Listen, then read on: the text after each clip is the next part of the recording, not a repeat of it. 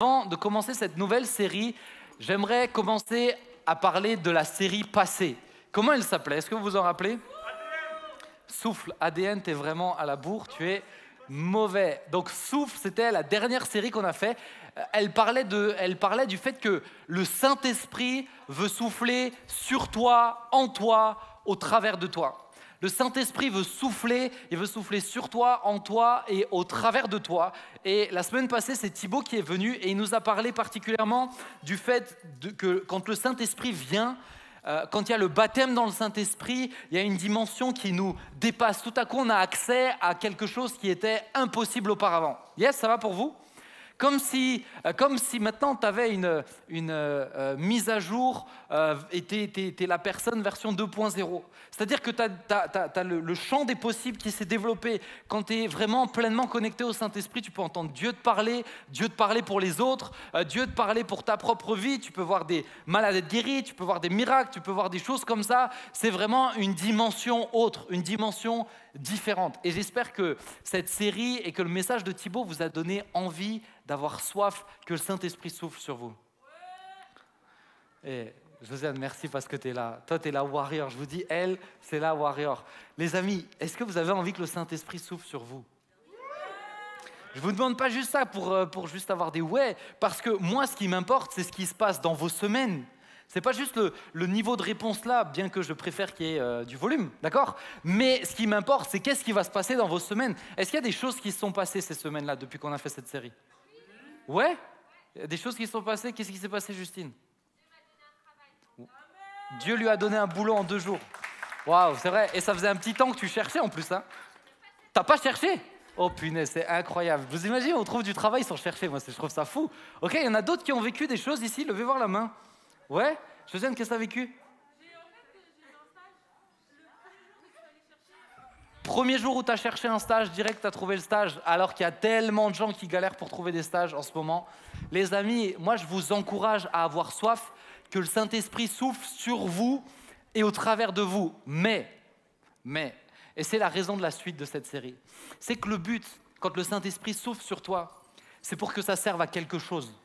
Okay? Le but, c'est pas pour que juste tu te regardes dans la glace en disant « Oh punaise, quelle musculature spirituelle j'ai !» Vous savez, moi, un jour, j'étais avec Johan, qui a la guitare d'habitude ici, et une seule fois dans ma vie, je suis allé à la salle de sport. Une seule fois. Une seule fois, j'ai fait... Qu'est-ce que tu as dit, toi? Ça se voit pas? Ça se voit? Bah, merci, ça se voit, je sais, je contracte les pecs. Mais une seule fois, j'ai décidé d'aller à la salle de sport. J'ai brisé un de mes principes de ne jamais aller dans une salle de sport. C'était tellement important pour moi, mais là, par amour pour Johan, je me suis dit, ok, je vais lui montrer que je l'aime, que je m'intéresse à lui, et en même temps, c'est l'occasion de parler ensemble. Et les amis, même si je vous aime, plus jamais je retourne dans une salle de sport. Jamais, jamais, jamais. Pourquoi? Parce que franchement, déjà, j'étais très, très mauvais. Hein, je ne savais pas comment utiliser les machines. Ça, c'est la première chose. Mais deuxième chose, c'est un univers parallèle. Les gens, ils sont là. Moi, j'ai vu des gens, ils étaient là, ils étaient... Ils faisaient ce bruit avec, hein. On avait l'impression qu'il y a une tempête qui se passait au fond d'eux. Et puis tu les voyais, ils se mettaient pile en face du miroir, ils étaient là comme ça. Je me disais, mais c'est quoi ce monde? Pourquoi ils font ça? Pourquoi ils doivent se regarder comme ça? Alors on m'a dit, non, mais c'est pour bien vérifier que le muscle travaille. Ah, gros mytho, ouais. T'es un gros mytho. C'est juste pour que tu apprécies la musculature. J'ai envie de te dire, quand le Saint-Esprit souffle sur toi, c'est pas comme au bodybuilding, juste pour qu'on voit ce qui s'est passé, juste pour que tu apprécies, juste pour que tu dises, waouh, pour que les gens disent, waouh, t'as vu à quel point il est musclé. C'est pour que ça porte du fruit dans ta vie et dans la vie des autres. Le but, quand le Saint-Esprit souffle sur toi, c'est pas juste une question d'apparence, c'est pas juste une question de carte d'identité spirituelle, je parle en langue, j'ai eu des paroles de connaissance et que tu peux balancer comme ça de temps en temps à quelques chrétiens. Ça n'a rien à voir avec ça. C'est pas pour ça que le Saint-Esprit souffle sur toi. Il souffle sur toi parce qu'il veut que tu sois une lumière. Il veut que tu puisses être une lumière. Et pour être une lumière, tu as besoin qu'il souffle sur toi. Yes? Ça va pour vous? Autrement dit, on n'est pas là pour se brosser dans le sens du poil, on n'est pas là juste pour se faire plaisir, on n'est pas là juste pour dire oh, « t'as vu tout ce qu'on a vécu dans ces moments, c'était incroyable ». On n'est pas là pour se passer de la pommade, on est là parce que Dieu veut qu'on soit des lumières. Tu peux le dire à la personne à côté de toi. Dieu veut que tu sois une lumière. Eh, je vais vous réveiller un petit peu aujourd'hui. Sinon, je vous jette de l'eau. Ok, on va commencer et on va lire un premier texte. Donc, aujourd'hui, on commence une nouvelle série qui s'appelle l'Humaine. Et je vais en parler un peu plus après. Un premier texte qui se trouve dans Ésaïe 6, versets 1 à 8. C'est parti.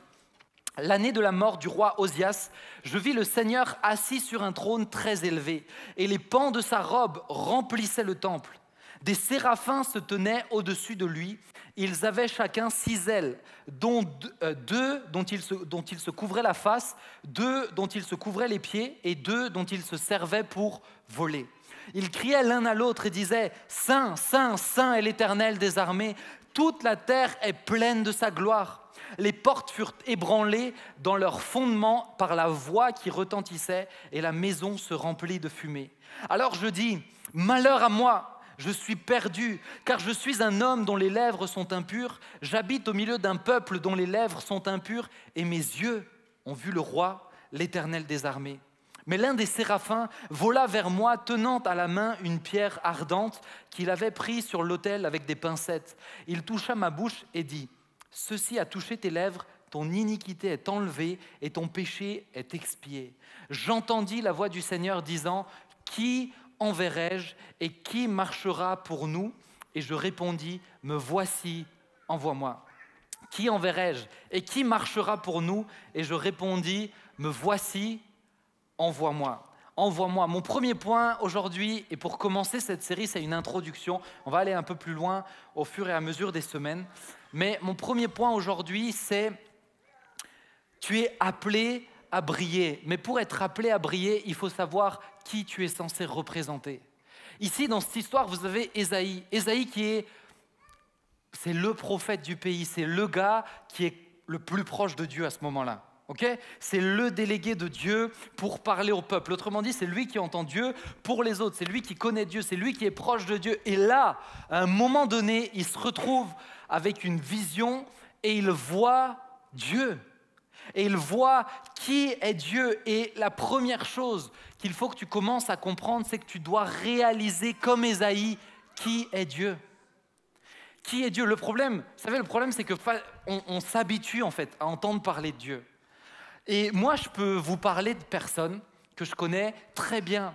Et vous pourrez presque avoir l'impression que vous les connaissez, mais sans réellement les connaître personnellement. Vous me captez? Ça a du sens ce que je vous dis, vous me suivez? Le problème, c'est que facilement, on peut s'habituer, et vous pouvez vous habituer à ce que du haut de l'estrade, on vous parle de Dieu, mais sans réaliser vraiment qui est Dieu. À un moment donné, regardez quand même la vision. La vision, il dit et je vis le Seigneur assis sur un trône très élevé et les pans de sa robe remplissaient tout le temple. Imagine, oui mon fils, c'est un vélo. Imaginez juste Dieu qui est assis ici sur l'estrade et les pans de sa robe, c'est pas sa robe, c'est les pans, c'est la fin de sa robe remplit toute la salle. Vous voyez un petit peu le gigantissime de qui est le Seigneur? Et là, il voit et il dit, les pans de sa robe remplissaient le temple, des séraphins se tenaient au-dessus de lui. Imaginez juste la scène, imaginez comment c'est incroyable. Chacun avait 6 ailes, dont avec 2 il se couvrait la face, avec 2 il se couvrait les pieds, et avec 2 il se servait pour voler, et ils criaient l'un à l'autre, « Saint, Saint, Saint est l'Éternel des armées, toute la terre est pleine de sa gloire. » Les portes furent ébranlées dans leur fondement par la voix qui retentissait et la maison fut remplie de fumée. Mais imaginez juste la scène qu'il est en train de voir, Ésaïe. C'est dingue. Il est en train de se dire, mais moi je n'avais pas capté que je parlais à un gars comme ça en fait, moi. Je n'avais pas saisi Il est en train d'avoir une vraie révélation de qui est Dieu. Et c'est la première chose que j'aimerais te dire, est-ce que tu sais qui est Dieu? Est-ce que tu réalises qui est Dieu? Franchement, des fois, trop facilement, on dit aux gens « Ah, Dieu t'aime ». Est-ce que tu réalises ce que ça veut dire? Dieu t'aime. Celui qui a créé l'univers, celui qui fait comme ça et on n'est plus là. Celui qui fait comme ça et la lumière fut. Celui qui dit que la lumière soit, la lumière fut. Celui qui a juste soufflé dans un corps fait de terre et il est devenu vivant, il a fait qu'on est là. Et lui, il t'aime. Je veux dire, des fois, même ton voisin, il t'aime pas. Et ce Dieu-là t'aime. Ton cousin t'aime pas, mais ce Dieu-là t'aime. franchement, vous captez ce que j'essaie de vous faire comprendre, c'est qu'on n'arrive pas à mesurer ce que la Bible est en train de nous dire. Dieu t'aime. Dieu t'aime. Juste ça, ça devrait être suffisant pour que vous soyez, pour qu'on soit sur nos genoux en disant « Mais c'est incroyable. C'est incroyable. Toute ma vie, je voudrais juste te dire merci parce que tu m'aimes alors que tu es Dieu. Alors que tu n'as pas besoin de moi. » Vous savez, dans la mythologie grecque, les dieux avaient besoin de l'adoration des hommes pour pouvoir exister. Dieu est pas, notre Dieu à nous, le vrai Dieu, n'est pas comme ça. Il n'a pas besoin de l'adoration des hommes pour pouvoir exister. Il est très bien sans nous. Mais il veut cette relation. Mais il veut cette communion. Mais il veut cette proximité. Pourquoi ? Parce qu'il nous aime. Lui qui est si grand, lui qui est tellement gigantissime. Il faudrait inventer un mot pour dire à quel point il est grand. Il n'y a pas de mot, mais ce Dieu-là nous aime. Et regardez ce qui se passe. À un moment donné, Ésaïe a une vision de qui est Dieu, et la première chose qu'il dit, est-ce que tu peux me rafficher le verset, s'il te plaît ? La première chose qu'il dit, la suite, il dit « Malheur à moi, je suis perdu, car je suis un homme dont les lèvres sont impures, et j'habite au milieu d'un peuple dont les lèvres sont impures, et mes yeux ont vu le roi, l'Éternel des armées. » Ça serait quoi votre première réaction si vous aviez une vision de Dieu ? Moi, je me suis posé la question. Franchement, je pense que je vois Dieu. Je me dis, waouh, Dieu, j'ai juste envie de lui crier, je t'aime, t'es incroyable, t'es le meilleur, wouhou ! Et là, Ésaïe, qui, franchement, je pense qu'il était quand même pas mal proche de Dieu, sa première réaction, c'est malheur à moi. Malheur à moi. Malheur à moi, pourquoi ? Parce qu'il sait que ses lèvres sont impures, il sait que le peuple de qui il parle, ses lèvres sont impures, et il dit malheur à moi parce que je suis impur et j'ai vu l'Éternel. Autrement dit, il est conscient qu'il y a une incompatibilité entre lui et Dieu. Il y a une incompatibilité entre la sainteté de Dieu, la perfection de Dieu, la splendeur, la glorieuse présence de Dieu et qui il est. Aussi proche pensait-il être de Dieu, il a capté que c'est incompatible. C'est pas possible. Autrement dit, c'est comme s'il est saisi, alors qu'il a cette révélation de qui est Dieu, il a capté, il est saisi, il sait, il est impur. Il est impur. Donc la première chose quand tu réalises qui est Dieu, c'est que tu es amené à chercher la purification. Quand tu réalises qui est Dieu, tu cherches la purification. Autrement dit, tu n'es pas en train de dire juste « Waouh, c'est cool, merci papa ». Des fois, je trouve qu'on est un peu trop cool avec nous. Des fois, on est juste « Ah, merci pour cette relation, merci Jésus, on peut te parler ».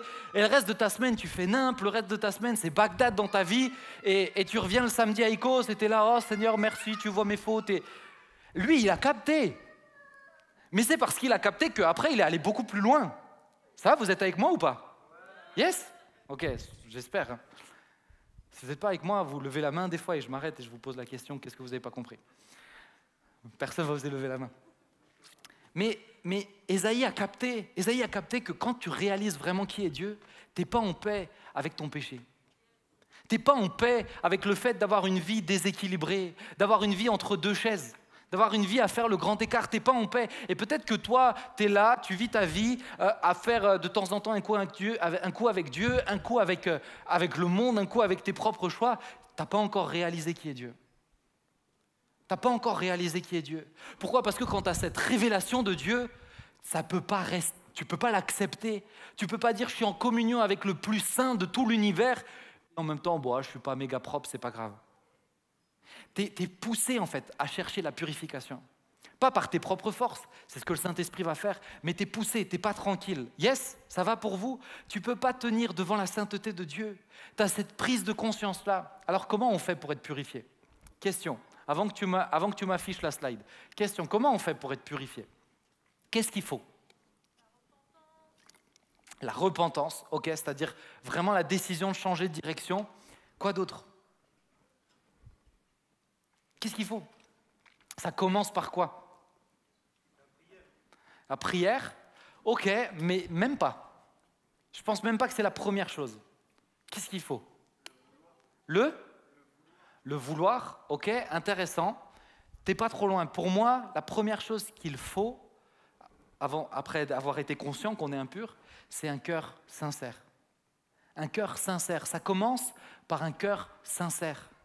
D'abord, tu réalises que tu es impur et ensuite tu te dis, Seigneur, je réalise que je ne suis pas propre, mais quelqu'un de sale, il ne peut pas s'enlever la saleté, il faut que quelqu'un de propre lui donne un nouveau vêtement. Donc s'il te plaît, tu vois la sincérité de mon cœur, nettoie-moi, nettoie-moi. Un cœur sincère, ça commence par ça, et c'est ça qui t'amène dans la repentance. Repentance, ça veut pas juste dire demander pardon, ça veut dire faire demi-tour. C'est-à-dire, du coup, tu commences à changer de comportement, tu commences à changer d'attitude. Et vous êtes en train de me dire, mais Ben, vous êtes en train de vous dire, Ben, pourquoi tu parles de tout ça? C'est pas la série Lumen, là, tu nous parlais de lumière, et là, tu nous parles de juste découvrir Jésus. Ça commence par ça. Comment tu veux être une vraie lumière si tu n'as pas compris ce que tu es censé être? Comment tu veux l'être si tu n'as même pas compris? Si tu vis entre deux eaux? Moi, je connais des gens, ils ne sont pas avec Dieu, mais naturellement, ils vont dire « Ah, mais il faut que tu suives Jésus, etc. » Ils ne le suivent même pas. Comment vous voulez que ça porte du fruit? Ça ne peut pas. Ça ne peut pas. Pour être purifié, il faut un cœur sincère. Ça, c'est la première chose qui se passe. Mais la deuxième chose, c'est quoi la suite du texte? Qu'est-ce qui se passe chez Ésaïe? Il demande à être purifié. L'ange vient, il lui met une pierre ardente sur les lèvres en disant « Tu peux considérer que tu es pur, tu es lavé. » Et ensuite, qu'est-ce qui se passe? Je vous fais réfléchir un peu aujourd'hui. Qu'est-ce qu'il dit? C'est quoi la suite? C'est écrit. Alors dis-moi, c'est quoi la deuxième chose qu'il fait? La première chose, il dit « Je suis impur. » Et ensuite?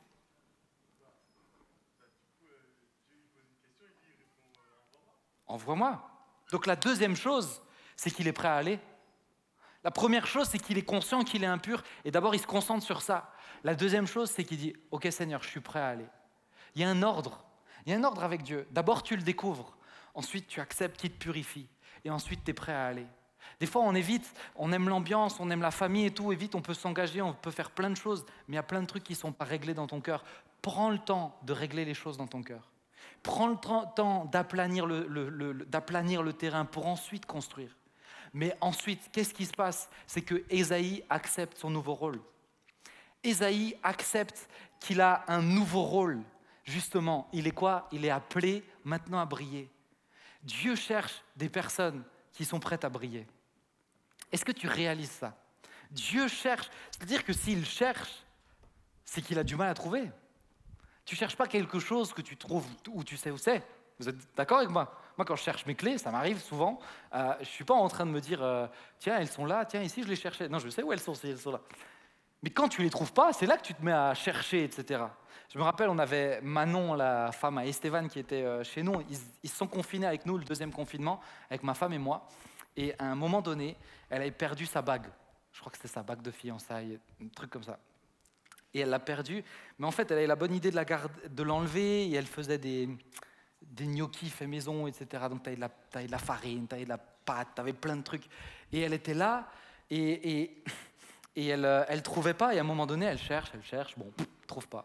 Moi, je suis vraiment relax. Hein, tu vois, pour moi, bague de fiançailles, c'est un anneau, quoi. Ça ne me dérange pas plus que ça, quoi. Et ouais, mais bon, je suis un mec. Et du coup, ce qui se passe, c'est qu'elle cherche. Et là, je vois que vraiment, à un moment donné, elle est même plus capable de faire les gnocchis. Et moi, c'est ça qui m'embêtait. Je voulais ces gnocchis. Et à un moment donné, j'ai dit, bon, ok, je vais t'aider. Je l'aide. Franchement, on a retourné l'appart, on a regardé, on a déplacé le frigo, on a soulevé le frigo, on a enlevé les plaintes, on a cherché partout, partout. Elle était tellement pas bien qu'elle s'est mise à pleurer, elle est partie dans la chambre, elle était pas bien, vraiment, tout le monde a cherché. Et Stéphane, il a vidé notre poubelle comme ça, et c'est une poubelle remplie, hein, avec un petit garçon qui fait encore caca dans des couches. Vous imaginez pas la situation de la scène. Vraiment, c'est film d'horreur quand vous avez un enfant. Hein, Pierre, t'es d'accord? Film d'horreur. Et là, il cherche rien du tout, un truc après l'autre. Et à un moment donné, je dis, mais Manon, t'as prié? Il dit, non, j'ai pas prié. Je dis, bon, ben viens, on va prier. On prie. Tac, on continue à chercher. Et je sais pas comment, je sais pas pourquoi. Pourtant, tout le monde avait regardé à cet endroit-là. Je me lève, et devant moi, je dis, Manon, c'est pas ça. Sur la table, posée à un endroit où, moi, je pense, ma version à moi, c'est qu'elle a été téléportée. Mais je vais vous dire pourquoi je crois vraiment ça. Parce que c'était un endroit où c'est pas possible qu'on ne l'ait pas vu. Il n'y avait rien autour, vous voyez? Et moi, j'avais bien regardé la table, on avait bien regardé la table, on avait regardé tous les trucs autour. Et à un moment donné, je me lève, elle est là. Et elle a débloqué, elle a tellement débloqué qu'elle a cru que c'est moi qui lui ai caché et qui lui ai fait un sale coup. Donc, au lieu de me dire merci, elle m'a défoncé. Mais bon, ça, c'est une autre histoire. Ce que je veux dire par là, c'est que quand tu cherches, tu es vraiment en mode recherche et Dieu cherche des gens comme ça. Il est en train de se dire, où est-ce qu'il y en a? Il y en a plein qui me disent que je suis leur père, mais où est-ce qu'il y a des gens qui sont prêts à briller? Où est-ce qu'il y a des gens qui sont prêts à briller? La deuxième chose qui s'est passée chez Ésaïe, c'est « Seigneur, je suis là, envoie-moi ».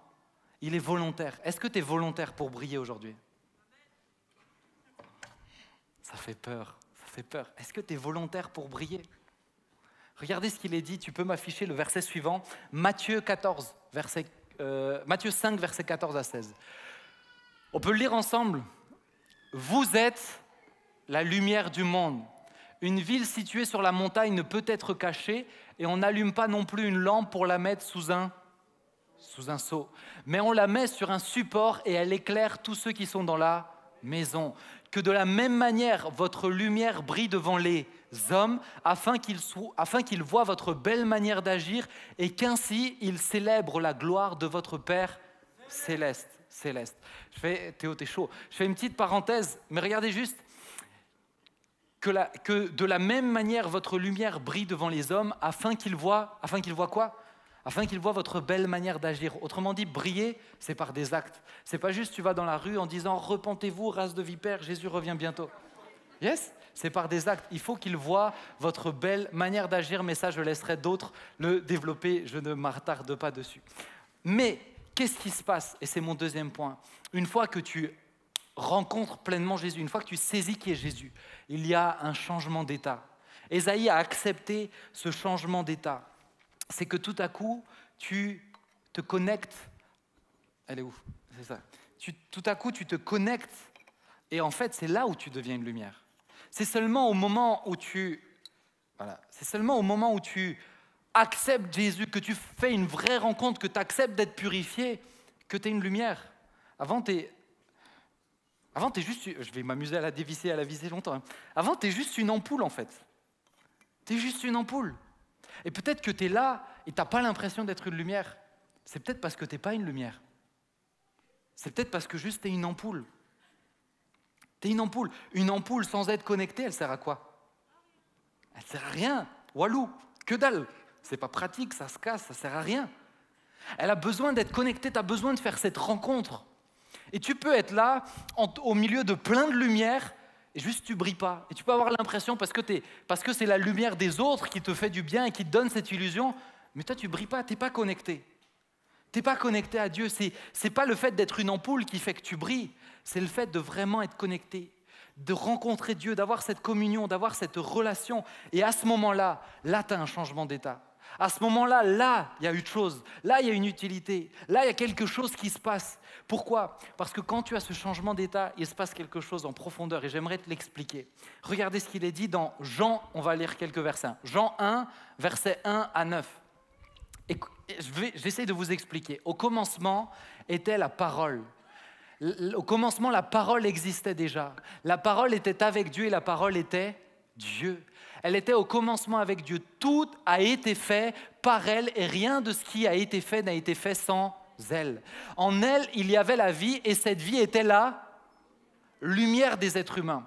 La lumière brille dans les ténèbres et les ténèbres ne l'ont pas accueillie. Il y a eu un homme envoyé par Dieu, son nom était Jean. Il vint comme un témoin pour rendre témoignage à quoi? À la lumière, afin que tous croient par lui. Il n'était pas la lumière, mais il vint pour rendre témoignage à la lumière. Cette lumière était la vraie lumière qui, en venant dans le monde, éclaire tout être humain. Qui est la lumière? C'est Jésus la lumière. Jésus est la lumière. Et ce qu'il dit, c'est que depuis tout temps, la parole qui représente Jésus, la parole est la lumière. Et la lumière est là pour éclairer tous les hommes. Ok? Une fois que le péché est venu, c'est ce qui s'est passé avec Ésaïe, c'est à incompatibilité. C'est des ténèbres dans le monde et c'est Dieu qui est la lumière. Mais pour que la lumière brille dans le monde, Jésus a dû venir dans le monde pour briller directement au plus proche. Ça va pour vous? Mais Jésus est la lumière. Et regarde ce qu'il dit dans un autre texte. Jésus est la lumière venue pour éclairer le monde. C'est très important que tu comprennes ça. Jean 8, verset 12, un peu plus loin.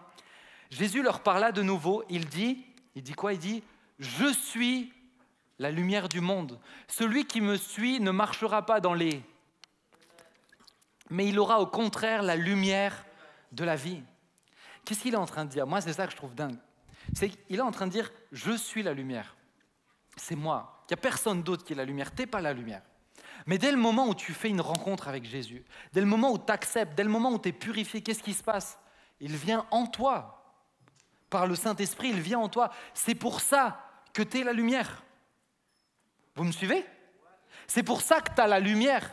C'est pour ça que tu es la lumière. Le texte d'avant, il dit « Vous êtes la lumière du monde ». Mais pourquoi vous êtes la lumière du monde? Parce que Jésus, qui est la lumière du monde, habite en toi. Yes?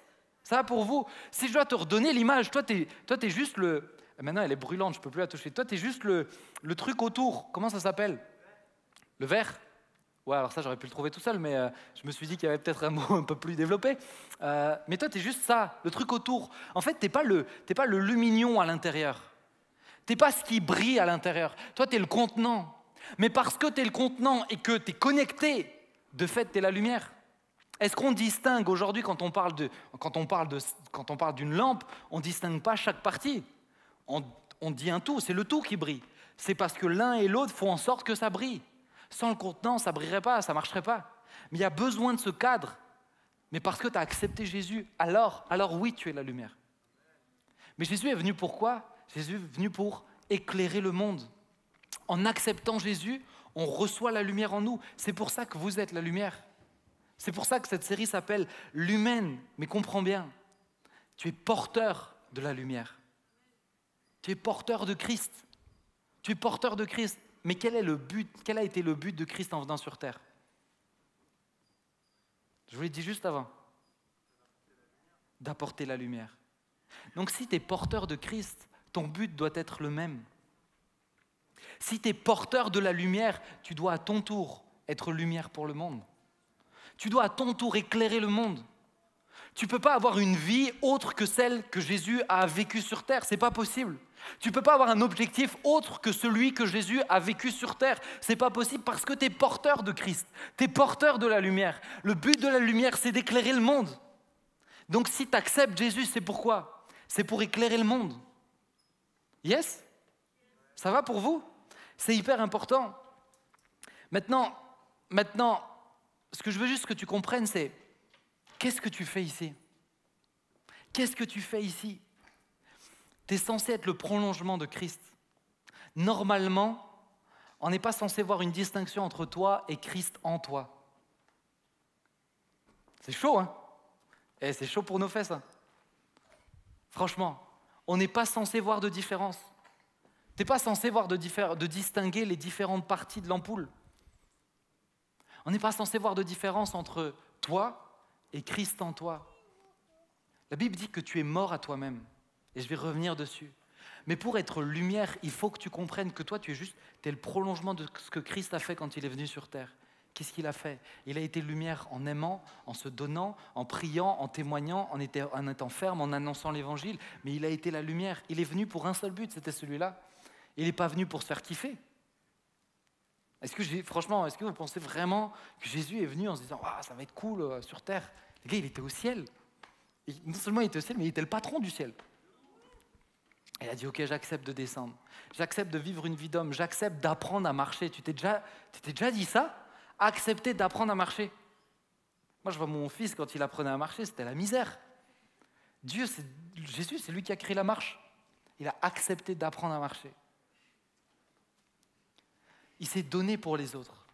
Quand tu es porteur de la lumière, tu es le prolongement de la lumière. Pourquoi tu es sur terre? Tu es sur terre justement pour ça. Et ça m'amène à cette question. Et si tu étais une lumière dans un magasin de lampes? Est-ce que vous êtes déjà allé à Lumiland? Alors, c'est les magasins improbables quand on est... moins qu'on a un appart. Qui est déjà allé à Lumiland? Ouais, mais qu'est-ce que tu as fait à Lumiland? Pourquoi à ton âge on va à Lumiland? Ouais, il y avait le McDo à côté, c'est pour ça. Mais quand tu vas à Lumiland, tu te dis, mais là-dedans, toutes ces lampes, toutes ces ampoules, toute cette lumière, elle n'a pas lieu d'être. Elle est là pour être vendue. Mais le but de ces lampes, le but de ces ampoules, le but de ces lumières, c'est quoi? C'est d'être dans des endroits où il fait sombre. C'est d'être dans des endroits où il fait sombre. Regarde toutes les ampoules qu'il y a ici. Honnêtement, elles n'ont pas d'utilité. C'est-à-dire tu vois les lampes là, elles ne sont pas vraiment en train d'éclairer grand-chose en fait. Elles servent à quoi? À faire joli, à faire pot de fleurs, à faire déco.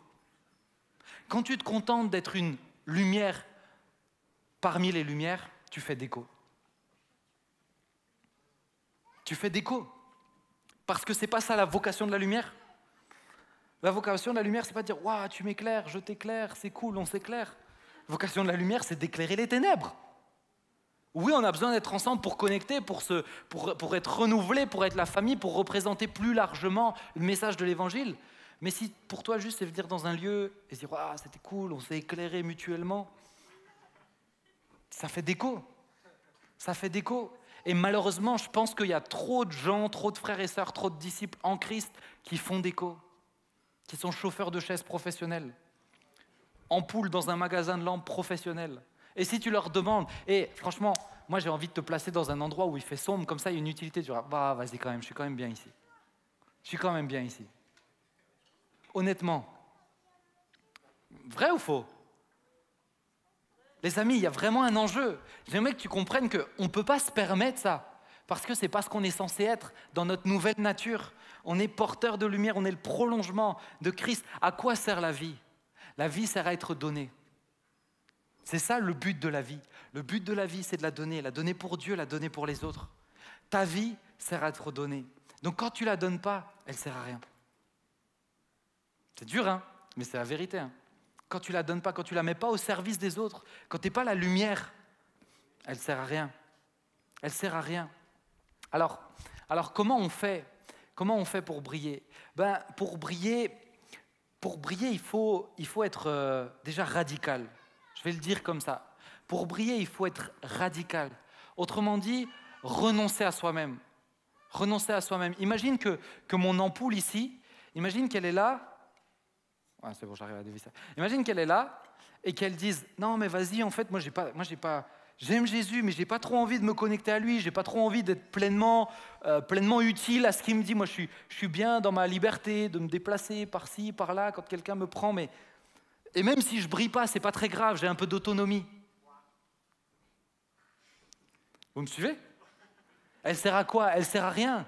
Quand tu n'es pas radical, quand tu n'es pas pleinement connecté à Dieu, quand tu ne fais pas pleinement le choix d'obéir à Dieu, tant que tu ne renonces pas à toi-même, tant que tu ne renonces pas à tes rêves, comme Ésaïe l'a fait, à un moment donné, même si tu es autonome, ça servira à quoi?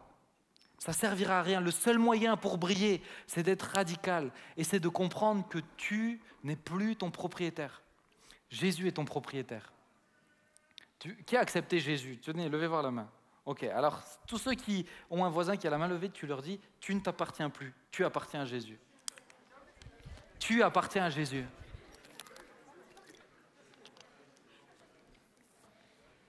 Autrement dit, quand tu t'appartiens plus, quand Jésus est ton propriétaire, on n'est pas là en train de se dire, ouais, vas-y. Quand Jésus est ton propriétaire, on n'est pas là en train de dire, oh Seigneur, aujourd'hui, j'ai envie de te servir aujourd'hui. Ça vous est déjà arrivé de penser ça? Aujourd'hui, j'ai envie de te servir. Mais le problème, c'est que normalement, c'est tous les jours, en fait. Normalement, il n'y a pas cette question. Regardez, imagine mon téléphone. Je suis propriétaire de mon téléphone. Ok? Imagine mon téléphone, il me dit, et aujourd'hui, flemme. Je vis pour moi-même, je regarde les vidéos YouTube que j'ai décidé de regarder, j'appelle les personnes que j'ai décidé d'appeler, j'envoie les Insta que j'ai décidé d'envoyer. Moi, je le défonce. C'est pas possible. Je t'ai acheté. Ok? Jésus, c'est exactement la même chose. C'est pas à peu près la même chose, c'est exactement la même chose. Jésus a payé le prix, on le dit souvent. Mais quand tu payes le prix pour quelque chose, ça veut dire quoi? Ça veut dire qu'il t'a acheté. Quand tu dépenses de l'argent pour quelque chose, c'est que tu l'achètes. Ok? Jésus a payé le prix pour que tu sois sa propriété. Et c'est tout bénef pour toi. Mais il n'empêche, tu es sa propriété. Ma voiture, c'est ma propriété. Si elle me dit flemme, je ne veux pas aller à Colmar, je vais à Guebwiller, je change tout. Non, je tombe pas, t'inquiète. Mais parce que justement, parce que ça n'a pas de sens. Ça n'a pas de sens que tu dises à Jésus de temps en temps, « Oh, aujourd'hui, je veux briller. » C'est censé être tout le temps. C'est censé être tout le temps. Et je vous dis la vérité, je ne suis pas le meilleur. Je ne suis pas le meilleur pour être des fois une lumière. Des fois, je suis trop la tête dans tout ce que j'ai à faire et tout. Mais moi, c'est vraiment un souci parce que plus je réfléchis ou plus j'avance avec Dieu et plus j'ai conscience que ce n'est pas optionnel. On ne peut pas juste se dire, il y en a qui sont appelés à plus briller que d'autres. On est tous appelés à briller. De manière différente, mais on est tous appelés à briller. Cette semaine dernière, j'ai ma femme qui a eu une méga rage de dents. Mais quand je vous dis méga rage de dents, c'était Hulk. Elle est devenue... Justine, elle l'a vu, elle n'était pas bien à être mal comme je l'ai rarement vu mal. Et bref, il se passait plein de trucs. Tout le week-end, elle n'était pas bien. Et elle ne dormait pas. Pendant 4 nuits, elle a fait des nuits blanches. Et le lundi matin, j'ai dit, ça m'a saoulé. Ça m'a vraiment saoulé. Mais j'ai dit, ok, bon, tant pis, j'annule une réunion que j'avais. Et je te trouve une solution pour ton dentiste. J'appelle les dentistes, personne, je leur dis c'est urgent, je leur dis elle n'est pas bien, enfin j'ai expliqué quoi. Et ils disent non, vous savez avec le Covid, venez dans 4 mois, je dis, mais vous n'avez pas compris le principe de l'urgence en fait et ça m'a saoulé encore plus. Donc j'étais saoulé parce que j'ai dû pas faire ce que je pouvais, ce que j'avais prévu et tout, bref. Je tombe sur un dentiste, la secrétaire, j'avais l'impression qu'elle était humaine. Comme j'ai jamais vu de gens humains chez les dentistes, les coups de fil précédents. Et elle m'a dit, écoutez, on va s'arranger. Écoutez, je m'arrange, venez dans 2 heures. C'est fou, franchement, c'est dingue, c'est vraiment dingue. Venez dans 2 heures. Je vais là-bas. Bref, ça se passe super bien pour ma femme.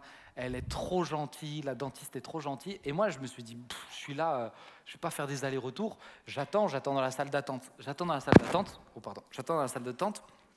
Je commence à bosser, du coup je me suis dit il faut rentabiliser le temps, je commence à bosser dans la salle d'attente, je fais plein de mails, plein de trucs et tout, et il y a des gens à côté de moi.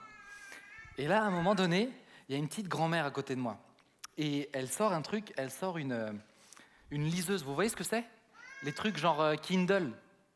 Ouais, vous voyez? Kindle. Et en fait moi ces derniers temps j'étais en train de me dire tiens j'aurais peut-être envie de m'acheter ça, etc.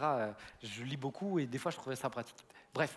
Et j'étais toujours en train d'hésiter. Et là, je vois une grand-mère, je me dis, comment ça se fait qu'elle est plus moderne que moi? Et je me dis, bon, allez, salle d'attente, normalement, tu fais pas de bruit, surtout avec le Covid. Et je l'arrête, je dis, elle est dans un livre. Normalement, quand quelqu'un lit, moi, tu me déranges pas quand je lis. Elle est dans un livre, et je lui dis, madame, excusez-moi, je pourrais vous demander, qu'est-ce que vous pensez de ça? Et là, surtout, elle s'est effrayée qu'un être humain lui parle. Avec le Covid, je peux comprendre. Et elle me dit, franchement, moi, je trouve que c'est trop bien, bref. Je ne vais pas vous faire tout le laïus sur le Kindle, mais ce qui se passe, c'est que tout à coup, elle me dit ça me fait tellement du bien de parler avec quelqu'un. Et là, dites-vous que la salle d'attente, elle est remplie, d'accord? Mais elle est remplie de gens qui ne parlent pas. Donc, même si tu ne parles pas fort, tout le monde l'entend. Et là, elle me dit ça fait tellement du bien de voir des gens qui parlent et tout. Je dis ouais, c'est chouette, effectivement. Et elle me dit avec la Covid et tout. Je dis oui, c'est vrai que c'était compliqué. Elle me dit, je dis mais vous l'avez attrapé vous? Elle me dit non, moi je suis contente, je l'ai pas attrapé ni ma famille. Et vous l'avez attrapé? Oui, moi je l'ai attrapé. Oui. Donc on fait la discussion. Mais il y a tout le monde qui écoute, tu vois. Et de temps en temps tu les vois, ils regardent tout droit et des fois tu vas juste. Donc tu captes qu'ils suivent. Et là on discute et à un moment donné, je dis bon mais moi ça va, mais ma belle-mère, bref, il y en a qui ont vraiment vécu des moments difficiles dans ma famille. Elle dit c'est compliqué. Hein. Et puis de plus avoir les relations avec les gens et tout. Et je dis ouais, vous savez, moi ce qui était le plus difficile, je suis pasteur. Et c'est des obsèques où il y avait de la distance, où on n'a pas pu voir des gens. Et là, quand j'ai dit je suis pasteur, ça fait comme ça. En fait, il y a presque eu un petit hochement de tête chez tout le monde. Et on commence à discuter. Et là, il s'est passé une discussion, mais hors norme dans une salle d'attente de dentiste. Tout le monde écoutait. Et elle était là en train de me dire mais d'accord, mais vous êtes pasteur où? Je dis si vous avez entendu parler de la Covid, vous avez dû entendre parler de nous. Je suis pasteur à Bourse-Villers, à la Porte Ouverte. Et là pareil, Bourse-Villers, tout le monde nous a regardé comme ça. Et là mais c'est là où tout le monde a été tellement méchant avec vous. Elle a commencé à dire ça devant tout le monde, tu vois, mais à moi, mais je pense qu'elle était un petit peu sourde, elle se rendait pas compte que les gens l'écoutaient. Et elle me dit oui, et là elle me dit mais vous savez, moi je crois, mais j'ai essayé d'autres choses, j'ai essayé la sophrologie. Vous connaissez un peu la sophrologie? Ouais, des fois, il y a des délires chelous dedans. Et elle me dit, ah ouais, mais j'ai essayé d'abord, je n'étais pas trop sûre avec la Bible, mais en fait, si, c'est tout à fait compatible. J'ai rencontré une dame qui m'a dit qu'elle est passeur d'âme. Je suis dans un cabinet dentaire, d'accord? Tout le monde écoute. Et elle est passeur d'âme, et en fait, elle communique aux âmes, et puis elle nous permet de donner des messages, etc. Et là, tu vois tout le monde comme ça, tu vois, ils s'arrêtent tous de rire, ils sont comme ça. Et je dis, ah ouais, je vois très bien ce que c'est, etc. Et je dis, mais vous savez, et là, je me dis, bon, tout le monde m'écoute. C'est soit je me lève, je les regarde tous, soit je le fais discretos. Et là, je dis, mais vous savez, moi, si vraiment je suis aujourd'hui heureux, en paix, c'est parce que j'étais suicidaire, c'était parce que j'ai rencontré Jésus et j'étais suicidaire et Dieu m'a sauvé la vie. Et là, c'était une discussion hors norme parce que les secrétaires, tout le monde, il y avait tout le monde, tu vois. Et là, elle m'écoute et je me dis, bon, je déroule tout ce que j'ai envie de lui dire, tranquille, tu vois, je déroule. Et on discute. Et à la fin, bref, Sylvia revient. Moi, j'étais en train de me dire, Seigneur, fais qu'elle soit encore soignée longtemps et tout comme ça, parce que j'étais bien dans mon truc. Et à la fin, Sylvia, elle revient, sans discrétion, rien du tout. Elle fait, ah, c'est toi la pipelette, on t'entend jusqu'au bout du couloir. Merci chérie, c'est très gentil de ta part. Et franchement, l'occasion d'échanger avec cette femme, tout le monde a écouté. Et elle me dit, ah, merci pour ce moment, merci pour cet échange, ça m'a fait tellement de bien et tout. Bref, juste c'était, ils ne sont pas mis sur les genoux, ils ne sont pas... Mais moi, à ce moment-là, je me suis pris une claque de la part de Dieu. Je me suis rappelé, j'étais en train de réfléchir à la prédication que je vous fais là. Et là, je me suis rappelé, t'es ma propriété. Sois pas saoulé quand ça ne se passe pas comme tu le veux. Parce que si j'avais été dans ma réunion, j'aurais été sur Zoom, derrière mon ordi, pendant 3 heures, ça aurait été cool. Mais je n'aurais pas été là, à la lumière où Dieu avait voulu que je sois. Vous me suivez? Et c'était simple, en fait. Je veux dire, c'était pas relou, c'était pas oh, qu'est-ce que je vais lui dire. Je vais être très honnête. Mon premier but, c'était pas de lui parler de Jésus, c'était de lui parler d'une tablette. Et ça s'est enchaîné. Mais parce qu'il y a la lumière. Vous me suivez? Donc c'est pas compliqué, il faut juste accepter que tu n'es plus ta propriété. Et je termine avec ça, pendant que les musiciens viennent, s'il vous plaît. Je termine avec cette pensée. Là, on a l'impression... Alors, j'ai vécu d'autres choses, hein, mais je voulais vous raconter un témoignage. Des fois, j'aime pas trop raconter des fois, je trouve que trop raconter de trucs qu'on vit, c'est juste vous dire « Waouh, il vit des trop beaux trucs ». En fait, ça n'a rien à voir avec ça. J'ai envie de vous faire comprendre que ça, c'est pas exceptionnel. C'est la vie chrétienne normale. Vous me suivez? Ça n'a rien de spécial. Dieu n'est pas en train de dire « Franchement, lui, c'est une exception parmi tous mes enfants ». Ça devrait être la norme. Ça devrait être la norme d'être les lumières, puisque c'est notre nouvelle nature. Ça devrait être la norme de briller dans les ténèbres, puisque c'est notre nouvelle vocation, puisqu'on est là pour faire ça. Ça ne devrait pas être exceptionnel de dire « hey, tu ne sais pas ce qui m'est arrivé cette semaine. J'ai parlé une fois de Jésus à quelqu'un en disant juste « Jésus t'aime ». Vraiment. En fait, je me rends compte que ça devrait juste être normal. La dernière fois, je vous en donne juste un dernier, juste pour faire comprendre à quel point ça peut être n'importe quand.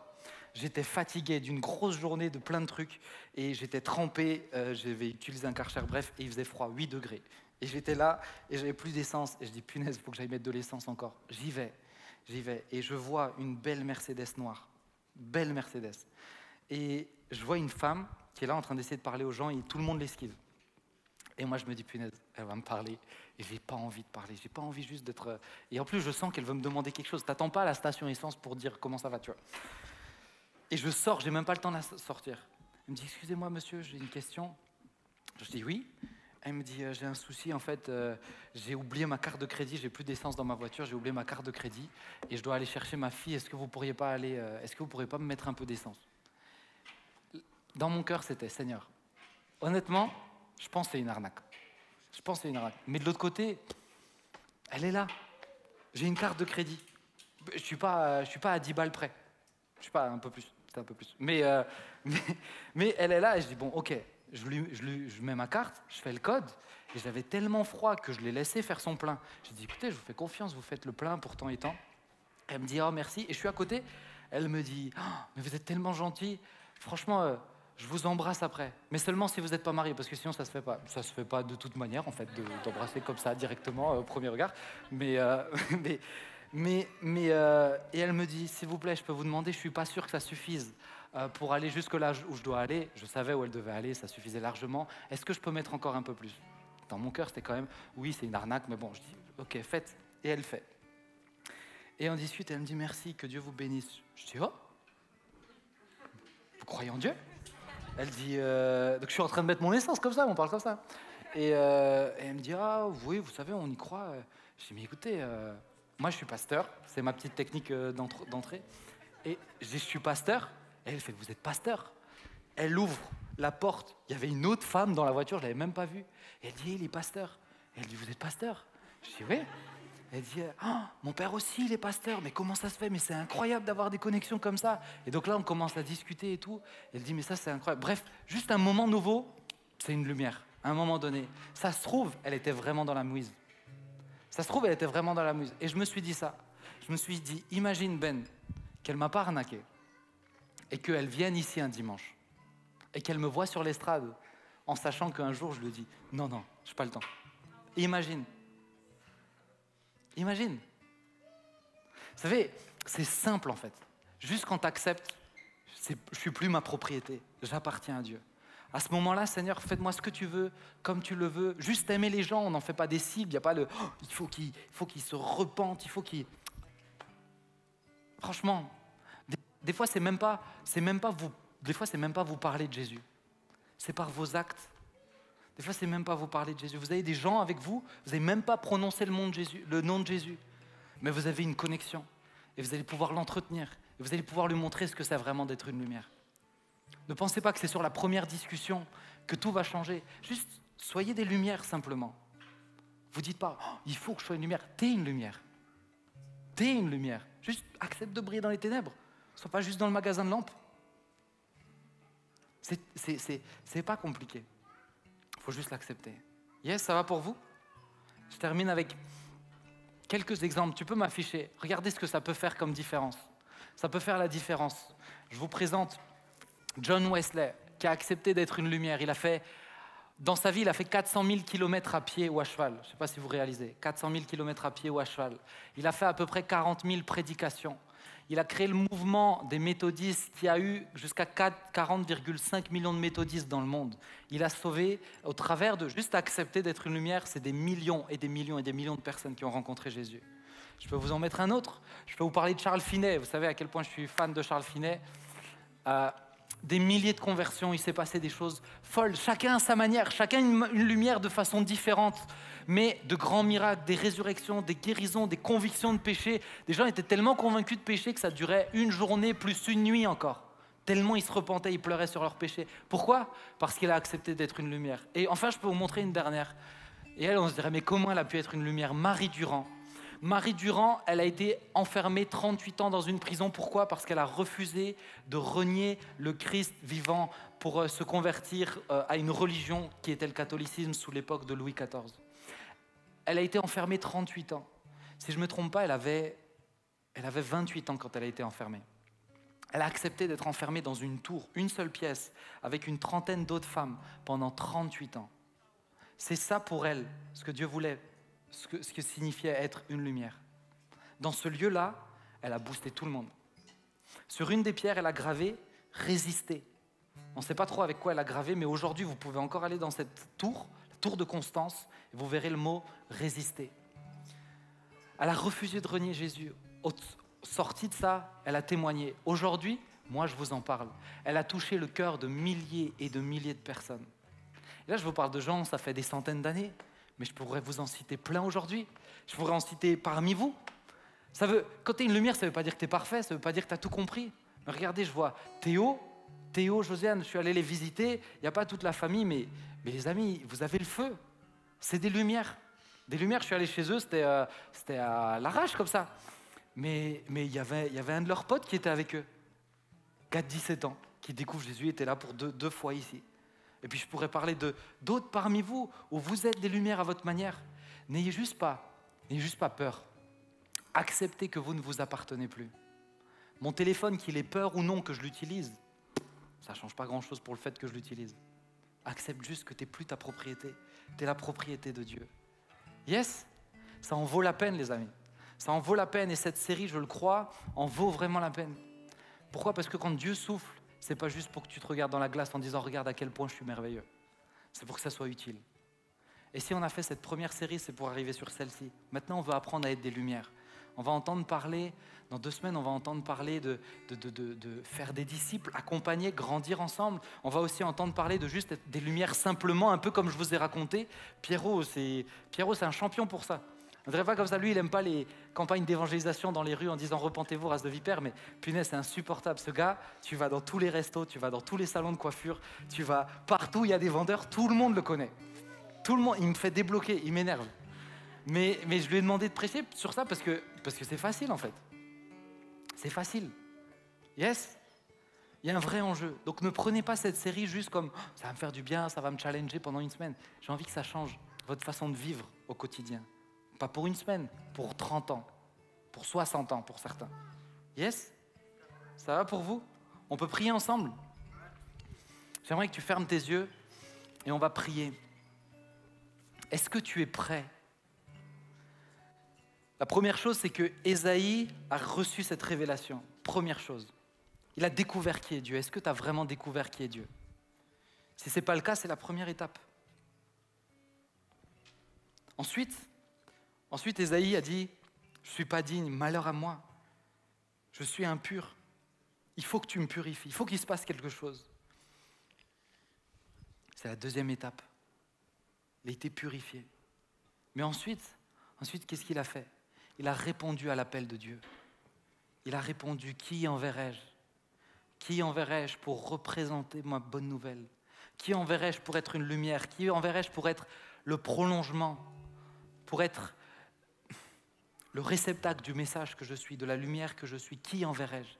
Ésaïe de répondre, me voici. Maintenant que je suis purifié, je suis là, je peux me manifester devant toi. Envoie-moi, je vais être utile. Je vais être utile parce que tu m'as donné un cadeau extraordinaire, c'est d'être purifié, d'être ton enfant. Je ne veux pas juste me contenter de ça. Je vais être utile, je vais exprimer de la reconnaissance en acceptant ce nouvel état. Envoie-moi comme une lumière. Non, je ne suis plus une ampoule juste déconnectée. Je ne suis plus une ampoule juste qui décore parce qu'elle ne brille pas. Je vais être une lumière. Je ne veux pas juste être une lumière parmi d'autres lumières. Je veux être une lumière dans les ténèbres aussi. Juste peut-être dans ton cœur, alors que l'équipe joue tranquillement. Juste laisse l'Esprit de Dieu te parler. Peut-être te donner des pensées.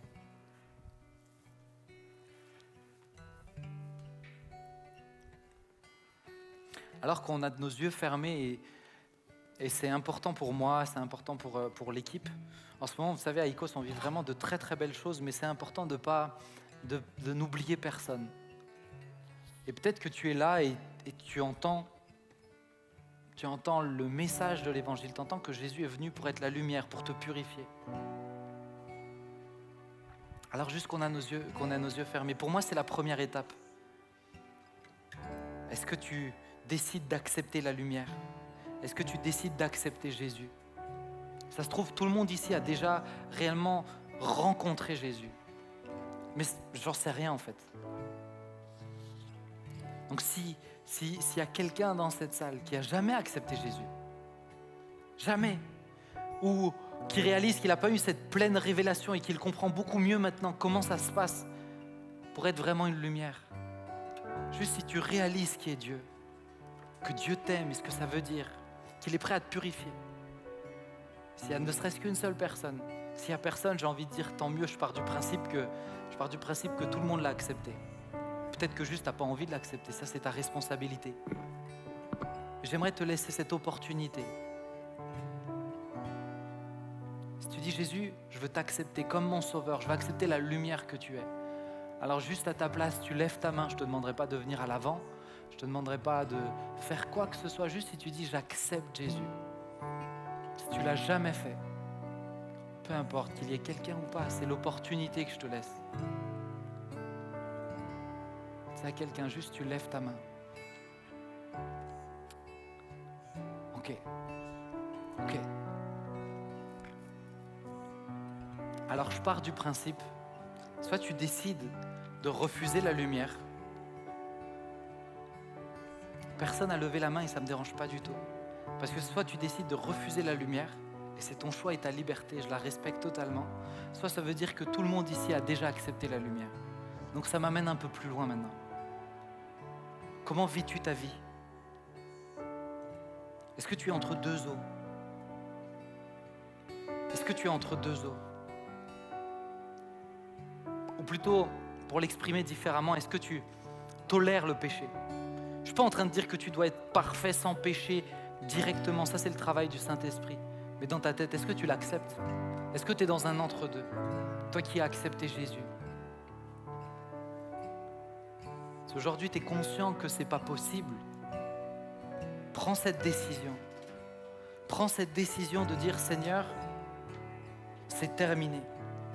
Cette manière de vivre, un peu comme un double jeu, qui me déséquilibre dans ma vie spirituelle, qui finalement m'amène à être ni épanoui avec toi, ni épanoui avec le monde, c'est terminé. Prends cette décision dans ton cœur. C'est entre toi et Dieu, c'est lui qui voit tes pensées.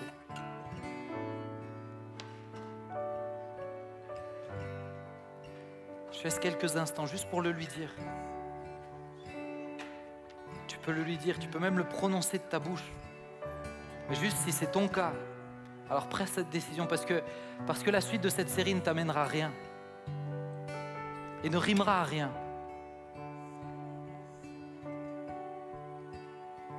Si vraiment tu veux vivre une vie pleine et entière, si vraiment tu veux rentrer et plutôt vivre ce que tu es censé vivre en tant que lumière, alors prends cette décision maintenant.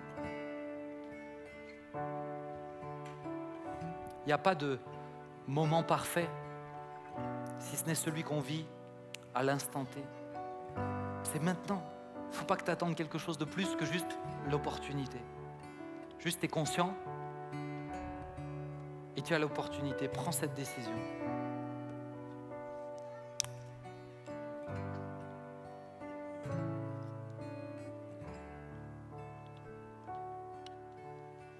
Et enfin, je termine, et ensuite je vais laisser Pierrot continuer, prendre la suite. Mais je termine avec ceci. Vous tous qui aimez Jésus, qui avez cette révélation, alors peut-être pas pleinement, peut-être qu'on apprend à le découvrir, mais bref, vous l'avez accepté pleinement. Et vous cherchez à lui faire plaisir. Mais vous êtes une lumière parmi les lumières. Cet après-midi, c'est la première étape pour aller plus loin dans la série. Et au-delà d'une série, pour aller plus loin dans la démarche que le Saint-Esprit veut faire en nous.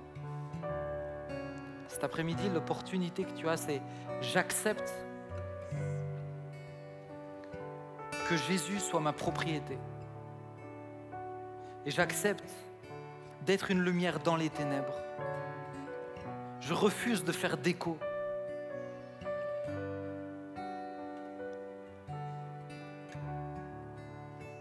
À ce qu'on me passe juste de la pommade parce qu'on me dit « Ah, tu chantes bien sur l'estrade.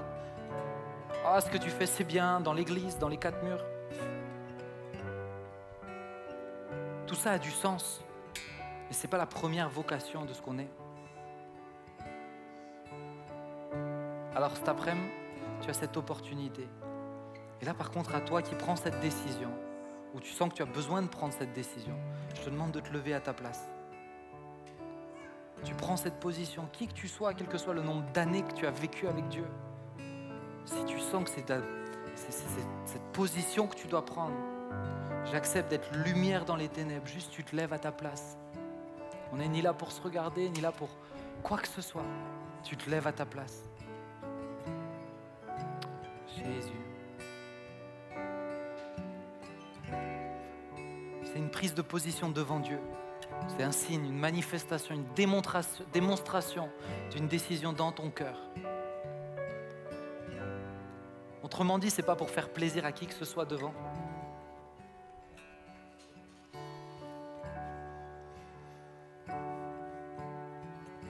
Mon frangin, ma frangine, fais juste bien attention, parce qu'en te levant, Dieu regarde ton cœur. Dieu note cette décision.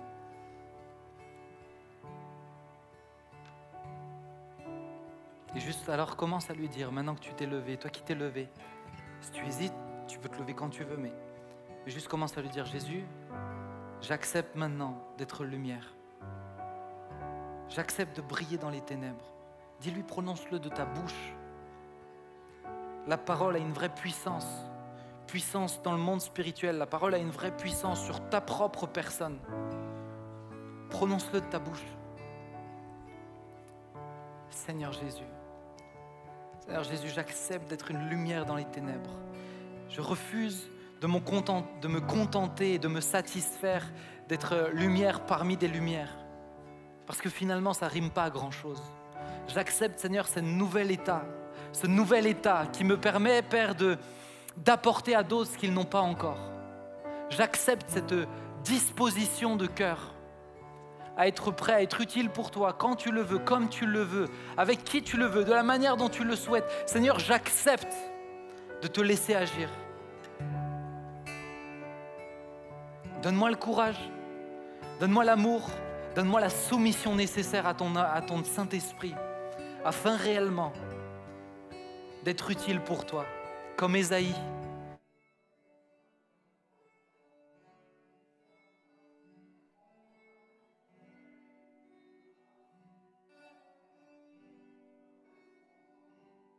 Je suis là, fais ce que tu veux, je veux être prêt.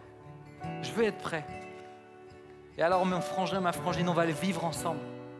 Et on va voir d'autres personnes, d'autres nouveaux frères, de nouvelles sœurs découvrir Jésus par différentes manières. Et tu seras surpris de voir ce que Dieu va faire beaucoup plus simplement que ce que tu imagines. Juste parce qu'il cherche et qu'il trouve des gens. Parce que ce n'est pas toi qui fais la majeure partie du travail, mais dès le moment où tu es prêt à briller, alors la lumière peut venir et jaillir. Dès le moment où tu es prêt à lui laisser le contrôle, alors la lumière peut venir d'une manière ou d'une autre. Il n'y aura pas de technique, il n'y aura pas de petits... On sera juste là pour vous montrer, les amis, ce n'est pas compliqué d'être des lumières parce qu'on est fait pour être des lumières. Seigneur, merci pour ce groupe. Tu vois chaque personne qui s'est levée. Seigneur, je prie que ce ne soit pas des décisions prises à la légère, mais réellement que ça change le quotidien. Pas juste demain, pas juste ce soir, mais Seigneur, pour toutes les années qui suivent maintenant. Je prie que réellement ça change. Ça change également l'atmosphère de Icos, l'atmosphère d'Impact Jeunesse ou du Perchoir plus tard. Je prie que ça change cet entrain à être lumière et à annoncer l'évangile. Je prie que ça change. Peut-être que ça réveille chez certains, peut-être que ça fait découvrir à d'autres, mais je prie que ça change. Parce que Seigneur, il y a beaucoup trop de chaises vides ici encore. Peut-être que tu nous as placés dans la grande salle parce que bientôt on sera trop petits dans cette salle. Mais on a besoin de la remplir encore. Seigneur, manifeste-toi afin que d'autres personnes te découvrent, d'autres personnes te rencontrent et d'autres personnes vivent la vie que tu as prévue pour eux. Merci Seigneur Jésus, à toi soit toute la louange et la gloire. Amen.